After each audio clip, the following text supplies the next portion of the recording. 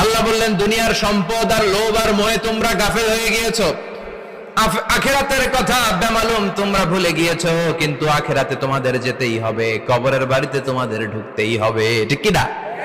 যেতেই হবে। আমরা ভুলে যাই।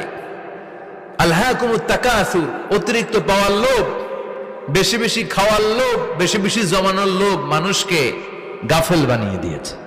এটা মানুষের স্বভাব। আরো চাই, আরো চাই, এই স্বভাবটা আছে না নাই? দেখবেন ছোট বাচ্চারা মসজিদের দোয়া অনুষ্ঠান শেষে জিলাপি দেয় না? বড় কৃষ্ণপুর কি দেয়? আগে বাতাসা দিত না, এখন কি দেয়? জিলাপি দেয়, মিষ্টি দেয়। তো মসজিদের 2-3 গেট থেকে যদি দেয়, ছোট বাচ্চারা দেখবেন এদিক দিয়ে কয়েকটা নিয়ে আবার ওই গেটে লাইন ধরে।